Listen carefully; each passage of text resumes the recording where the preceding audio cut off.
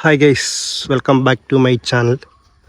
അപ്പം നമ്മളിന്ന് zero cost കൃഷി രീതിയിൽ രണ്ടാമത്തെ ഒരു ഐറ്റം ഉണ്ട്. അപ്പോൾ അതെന്നാന്ന് ചോദിച്ചാൽ തണ്ണിമത്തൻ. നമ്മുടെ കയ്യിൽ കിട്ടിയ ഒരു ഹൈബ്രിഡ് വിത്ത്, 2 വിത്തുകൾ പാകി മുളപ്പിച്ചെടുത്തതാണ്. അപ്പോൾ അത്യാവശ്യം ചുവട് കാര്യങ്ങളൊക്കെ പിടിച്ചിട്ടുണ്ട്. അപ്പോൾ അതുകൊണ്ട് തന്നെ നല്ല വൃത്തിയായിട്ട് വളമൊക്കെ ചെയ്ത് റെഡിയാക്കി എടുത്തിട്ടുണ്ട്. എത്രത്തോളം വിജയകരമാകുമെന്നൊന്നും അറിയത്തില്ല. അപ്പം ആദ്യത്തെ രീതി എന്ന നിലയ്ക്ക് പൂവൊക്കെ ഇട്ടിട്ടുണ്ട്. നമുക്ക് കണ്ടാൽ തന്നെ അറിയാം, കൂടുതലും ആൺപൂക്കളാണ്.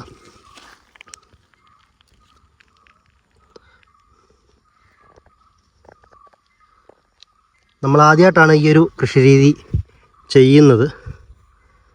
അപ്പം ഇതിലെ ആൺപൂ ഉണ്ടാകുന്നതൊക്കെ ആദ്യം കൊഴിഞ്ഞു പോയി.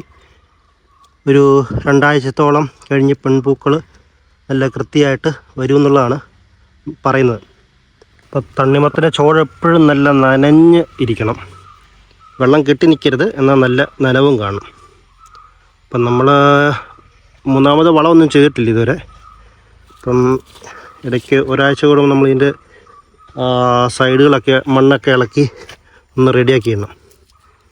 ഇത് നമ്മൾ തന്നെ ഉണ്ടാക്കിയൊരു ടൂളാണ്. മിച്ചം വരുന്ന നമ്മുടെ വീട്ടിൽ കിടന്ന കമ്പിയെല്ലാം വെച്ച് ഈ ചോടൊക്കെ മാന്താൻ വേണ്ടി നമ്മൾ ഉണ്ടാക്കിയെടുത്താണ്.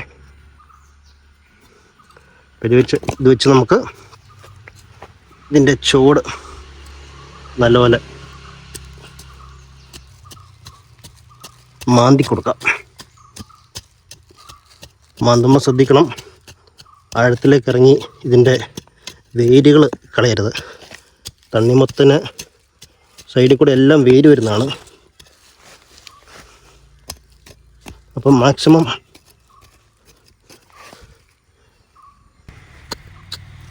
ഇറക്കി അതിൻ്റെ ചുവടിലുള്ള ഇളക്കണം.